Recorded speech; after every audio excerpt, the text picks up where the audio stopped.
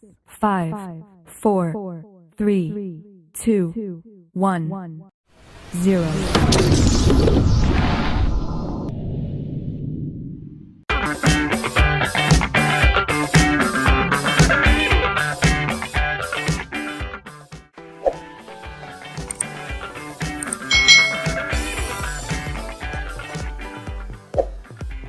Hai,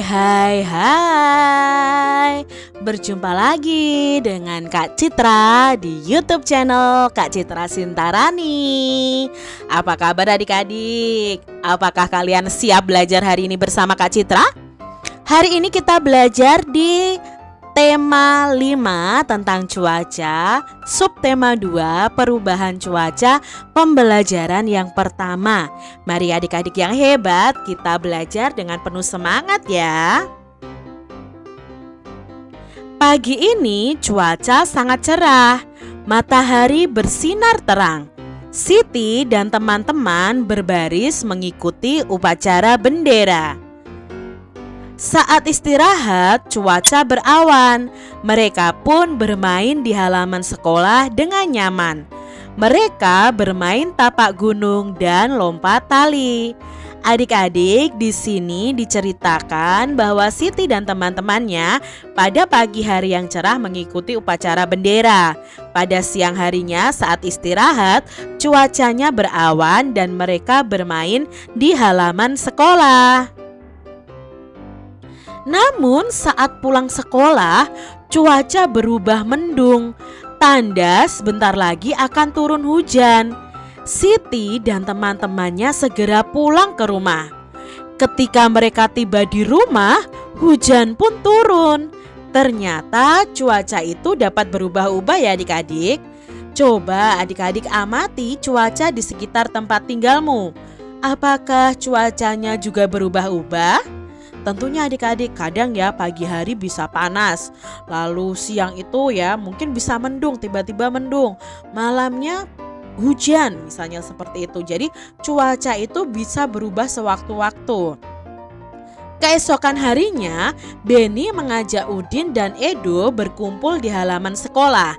Saat itu cuaca masih terlihat mendung, banyak genangan air terlihat di halaman sekolah. Beni dan teman-teman memilih istirahat di bawah pohon. Mereka bercakap-cakap tentang cuaca kemarin.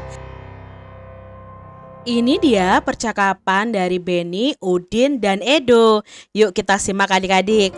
Apakah kemarin kalian kehujanan? Mengapa tiba-tiba hujan ya? Padahal pada pagi hari cuaca terlihat cerah.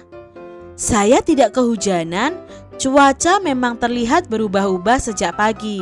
Apakah kamu memperhatikan hal itu, Udin? Tanya Edo. Iya Edo, pagi hari cuaca cerah, namun saat istirahat cuaca berawan. Siang hari cuaca berubah mendung, lalu turun hujan. Ini percakapan Edo, Beni, dan Udin adik-adik. Cuaca dan perubahannya. Nah, cuaca di sekitar kita itu dapat berubah-ubah. Cuaca dapat berubah setiap hari. Jika hari ini hujan, esok cuaca dapat menjadi cerah. Jika hari ini cerah, esok dapat saja berubah menjadi hujan adik-adik. Jadi perubahannya tidak menentu. Saat cuaca cerah, matahari itu bersinar sangat terang, sehingga udara menjadi panas. Cuaca berawan terjadi ketika awan itu berkumpul dan menutupi sinar matahari. Cuaca mendung pertanda akan segera turun hujan. Langit berwarna kelabu adik-adik. Sebelum hujan terkadang udara terasa agak panas. Nah, jika hujan turun, udara baru terasa dingin. Titik-titik air mulai turun menjadi hujan rintik-rintik atau gerimis. Nah, itu tadi sebenarnya adalah ciri-ciri dari masing-masing cuaca. Dari cerah, terus berawan, mendung, hujan ya adik-adik ya, memiliki cirinya masing-masing. Oh, kalau cerah itu matahari bersinar sangat terang, udaranya panas karena mataharinya tidak tertutup awan adik-adik. Kalau berawan itu mataharinya tertutup awan, banyak awan di langit ya. Mendung itu apa? Langit berwarna kelabu, udaranya agak panas. Lalu ketika turun hujan itu udaranya terasa dingin dan ada titik-titik air yang mulai turun. Nah, adik-adik, cuaca dapat berubah sewaktu-waktu. Terkadang cerah, berawan, mendung, dan hujan. Nah, adik-adik masih ingat ya simbol-simbol cuaca, dari cuaca cerah, cerah berawan, hujan, dan hujan disertai petir. Ini adalah simbol-simbol cuaca. Informasi tentang cuaca apa yang kita peroleh dari bacaan tersebut? Nah, dari bacaan cuaca dan perubahannya tadi, informasi apa sih yang kita dapat dari bacaan tadi? Nah, informasi yang kita dapat dari bacaan tadi yang pertama adalah cuaca itu dapat berubah setiap hari. Yang kedua, bisa saja hari ini tuh cerah, namun sebaliknya besok hujan. Nah, saat cuaca cerah, matahari itu bersinar terang dan udaranya panas. Saat cuaca mendung, langit itu kelabu karena hujan akan turun. Saat cuaca berawan, matahari akan tertutup awan. Nah, mungkin adik-adik mendapatkan informasi yang lain. Bisa kalian tambahkan informasi tersebut berdasarkan bacaan tadi yang kita simak bersama-sama. Hari ini adalah hari Minggu. Saat sore hari, cuaca berawan dan udara terasa sejuk. Dayu mengajak teman-temannya ke balai desa. Dayu mengajak mereka untuk beraktivitas di luar rumah. Dayu, Siti, dan Lani akan belajar menari. Sementara Beni, Udin, dan Edo mau bermain bola di lapangan. Sebelum beraktivitas, Dayu mengajak mereka untuk menikmati buah melon yang dibawanya, adik-adik. Nah, di sini Dayu dan teman-temannya ya akan menikmati buah melon. Wah, besar sekali melon yang kamu bawa. Terima kasih Dayu.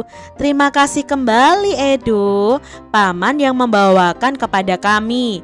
Beliau baru saja panen buah melon. Bagaimana cara kita membagi buah melon ini? Saya tahu, apakah kalian masih ingat pelajaran tentang pecahan? Kita memotong buah melon dengan cara itu.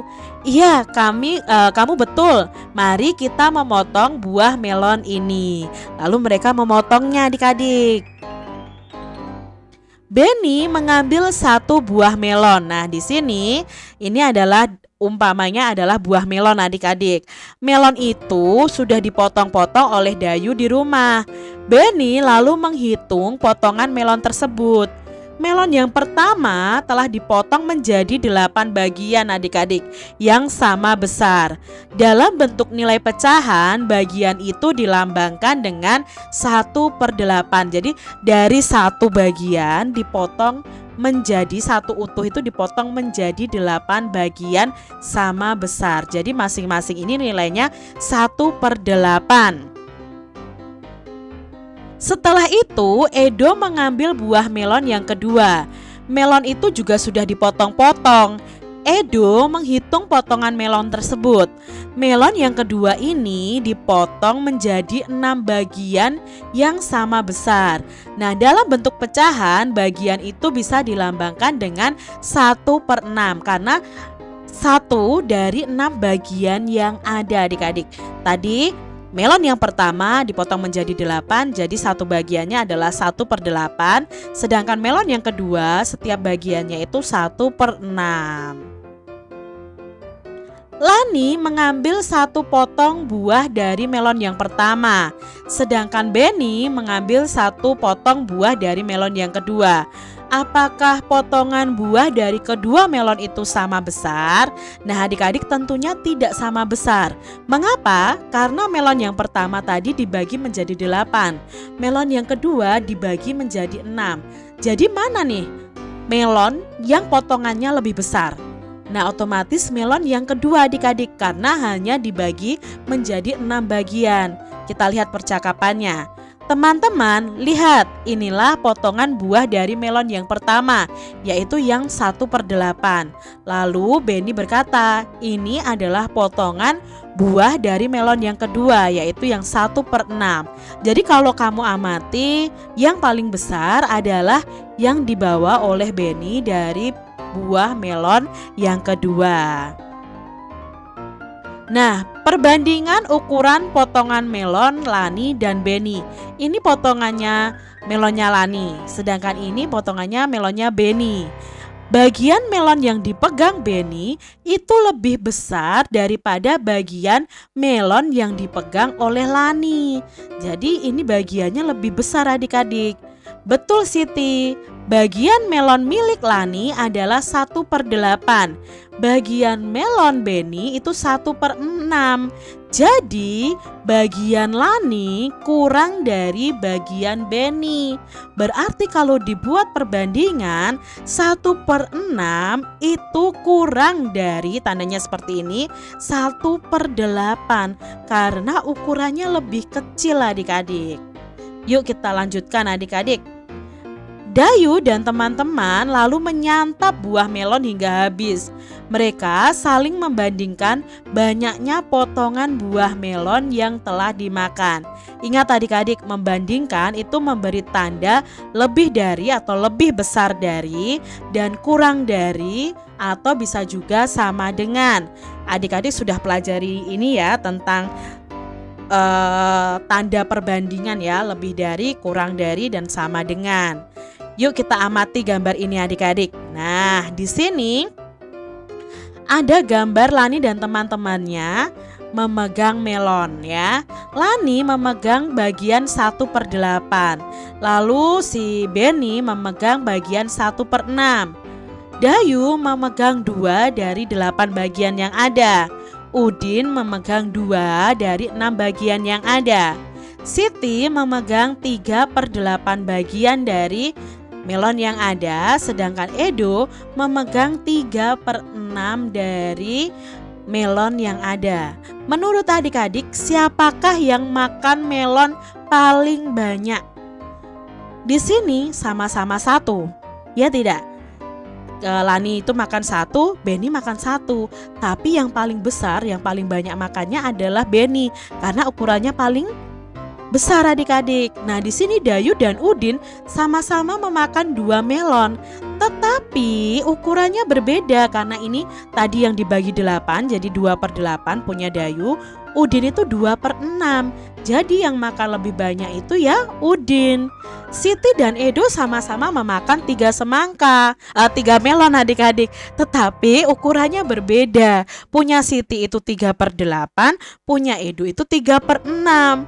Nah, berarti yang paling banyak makannya adalah Edo dari keseluruhan yang ada adik-adik. Nah, apakah kalian bisa melihat perbedaannya? Dari gambarnya saja sudah kita bisa lihat perbedaannya. Bandingkanlah potongan buah melon berikut ini, lalu isilah dengan tanda lebih dari atau kurang dari pada tempat yang telah tersedia. Sekarang ada Siti dan Edo. Siti dan Edo sama-sama memegang 4 buah melon. Tapi punya Siti itu 4 buah melon dari 8 buah melon yang ada. Maka bentuk pecahannya 4/8. Untuk Edo, dia memegang 4 melon dari 6 melon yang ada, maka pecahannya 4/6. Apakah tandanya itu lebih dari atau kurang dari? Punya Siti itu lebih dari Edo atau kurang dari Edo? Ya, punya Siti itu kurang dari melonnya punya Edo karena ukurannya kecil. Ya, walaupun di sini pembilangnya sama, tapi penyebutnya kan berbeda, 8 dan 6. Kalau dalam pecahan bukan berarti kalau penyebutnya lebih besar itu lebih besar adik-adik ya. Kalian harus tahu perbedaannya. Nah, masih kita membandingkan Dayu dan Udin. Mereka sama-sama memegang 5 buah melon. Punya Dayu itu 5/8, 5 buah melon dari 8 bagian yang ada. Punya Udin 5 buah melon dari 6 buah melon, 6 buah melon yang ada. Nah, berarti punya Dayu ini lebih dari atau kurang dari adik-adik punya Udin? Ya, melonnya Dayu ini kurang dari melonnya Udin. Dari ukurannya saja kita sudah tahu ini 5 bagian dibagi dalam ada 8 bagian, lalu dia makan 5. Otomatis bagiannya kecil-kecil adik-adik. Lalu ini ada 6 bagian dimakan 5. Otomatis kan kalau 6 bagian itu sudah besar-besar. Dimakan 5 otomatis yang lebih banyak itu punya Udin. Ayo menari. Senangnya Dayu dan teman-teman menghabiskan buah melon. Tiba saatnya untuk melanjutkan kegiatan. Dayu, Siti, dan Lani lalu menuju ke aula balai desa. Di sana telah banyak teman yang hadir. Mereka akan berlatih menarikan tari burung kutilang. Tarian ini akan diiringi oleh lagu burung kutilang. Tarian ini menirukan gerakan kepala dari burung kutilang ini adik-adik. Nah, adik-adik tentunya bisa ya lagu ini ya. Ini burung ketilang ciptaan Ibu Sud. Di pucuk pohon cempaka burung ketilang berbunyi, bersiul-siul sepanjang hari dengan tajemu-jemu, mengangguk-angguk sambil berseru trilili-lili-lili. Ini lagu burung kutilang adik-adik. Nah, dari lagu ini kalian bisa menirukan gerakan seperti burung ketilang ini. Mari berlatih meniru gerakan kepala burung ketilang. Kita berlatih tanpa diiringi lagu burung dulu. Jadi kalian berlatihnya tanpa iringan lagu dulu, baru kalau kalian sudah bisa dengan iringan musiknya. Gerakannya itu yang pertama, gerakan kepala miring ke kiri 1 kali, lalu kembali ke tengah, lalu miring ke kanan 1 kali, kembali ke tengah lagi. Jadi ke kiri, lurus, ke kanan, lurus. Nah, gerakan secara bergantian, ulangi sebanyak 8 hitungan dengan lambat. Gerakan berikutnya, menganggukkan kepala. Mengangguk-angguk. Itu ulangi sebanyak 4 hitungan dengan cepat adik-adik. Lalu gerakan selanjutnya adalah kepala menoleh ke kiri 1 kali, lalu ke tengah, lalu kepala menoleh ke kanan 1 kali, lalu ke tengah lagi. Nah, gerakan ini dilakukan secara bergantian. Ulangi gerakan ini sebanyak 8 hitungan dengan cepat. Kalian bisa melakukan atau berlatih gerakan ini dengan cara letakkan tangan di pinggang saat menari. Lakukan gerakan ini berulang-ulang dan berurutan sampai kalian bisa. Coba ya adik-adik kalian praktekkan di rumah kalian masing-masing. Demikian tadi adik-adik pembahasan kita di tema 5, subtema 2 pembelajaran yang pertama. Semoga video pembelajaran ini bermanfaat untuk adik-adik semuanya. Dan sampai jumpa lagi di video pembelajaran Kak Citra selanjutnya. Tuhan memberkati. Jangan lupa tekan tombol subscribe, lalu tekan loncengnya. Tekan juga tombol like, lalu share ke media sosial kalian. Jangan lupa untuk ikuti media sosial Kak Citra. Terima kasih.